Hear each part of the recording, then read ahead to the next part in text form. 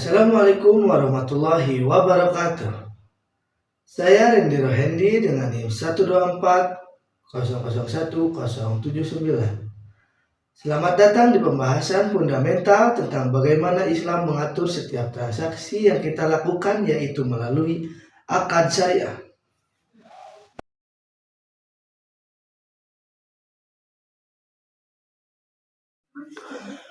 Dari belanja online hingga investasi, semua harus berlandaskan akad yang benar. Ini bukan hanya masalah hukum, tapi juga masalah keberkahan harta. Yuk kita mulai.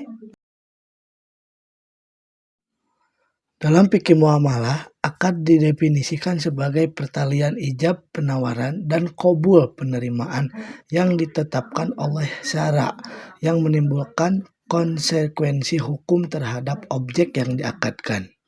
Islam berpegang pada prinsip kebolehan atau al-ashil muamalah al-ibahah. Artinya semua bentuk muamalah pada dasarnya boleh dilakukan kecuali ada dalil sahih yang melarangnya. Ini memberikan ruang inovasi yang luas bagi ekonomi Islam. Kewajiban menepati akad adalah perintah langsung dari Allah Subhanahu wa taala, sebagaimana firman-Nya dalam surat Al-Maidah ayat 1, "Hai orang-orang yang beriman, penuhilah akad-akad itu atau perjanjian itu."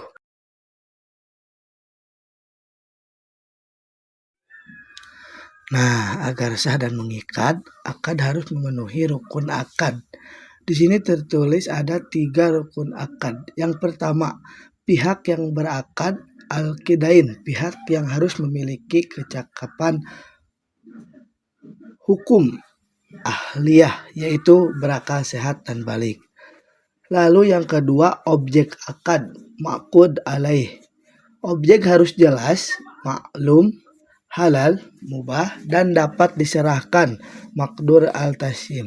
Jika objek tidak jelas, akad menjadi batal karena adanya unsur gharar, ketidakjelasan. Lalu yang ketiga ada ijab dan qabul, sighat, yaitu pernyataan kehendak dari kedua pihak. Di era modern, sighat bisa melalui lisan, tulisan, bahkan tindakan seperti klik tombol persetujuan di aplikasi seperti Shopee dan juga yang lainnya.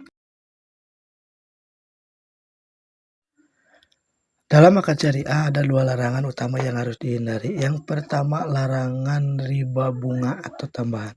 Segala tambahan yang disyariatkan tanpa adanya imbalan yang syah. Hadis Nabi Muhammad SAW dengan tegas menyatakan Rasulullah SAW melaknat pemakan riba rentenir, orang yang memberi makan dengan riba nasabah, penulisnya dan kedua saksinya. Hadis riwayat Muslim.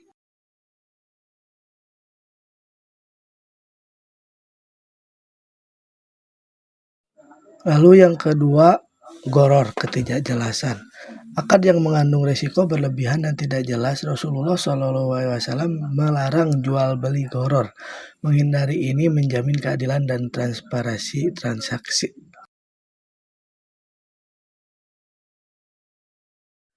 Akad dibagi menjadi 2 kelompok besar. Yang pertama, tabaru, non-profit atau tolong-menolong, dan tijaroh, komersial atau profit. Akad tabaru meliputi wakaf, mengalokasikan aset untuk kemaslahatan umat, dan hibah, pemberian sukarela. Contoh, mendonasikan sebagian harta melalui platform amal. Nah, kalau akad tijaroh mencari keuntungan yang terbagi lagi.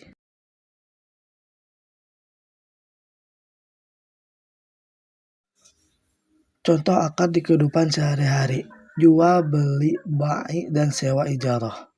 Ini yang paling sering kita lakukan ketika kita membeli kopi atau gadget, kita melakukan akad bai. Contoh, Anda membeli buku seharga 100.000, ijab Anda membeli, qabul penjual menjual. Itu sering terjadi di kehidupan sehari-hari.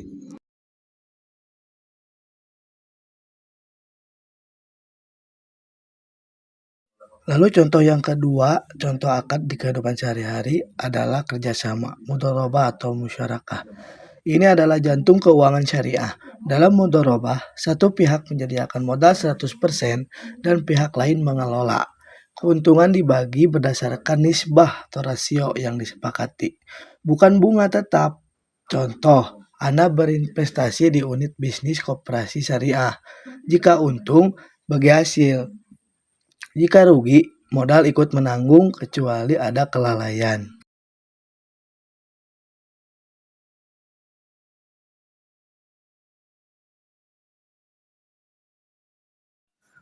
Menerapkan akad syariah berarti kita turut mewujudkan salah satu tujuan syariah, maqasid syariah, yaitu memelihara harta, hifz al-mal, dan menjaga keadilan.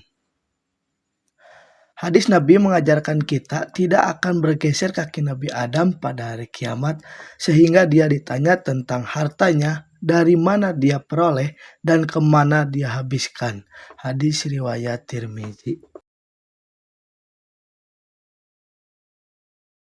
Dengan berakad secara syariah, kita menjadikan setiap transaksi sebagai ibadah. Semoga pembahasan ini memberikan kita kesadaran baru bahwa ketaatan dalam berekonomi adalah pilar penting dalam kehidupan seorang muslim. Mari bersama-sama kita tegakkan prinsip-prinsip akad yang adil ini demi mewujudkan tatanan ekonomi yang beretika. Semoga kita semua diberkahi dalam setiap langkah ekonomi. Mohon maaf atas segala kekurangan. Wassalamualaikum warahmatullahi wabarakatuh.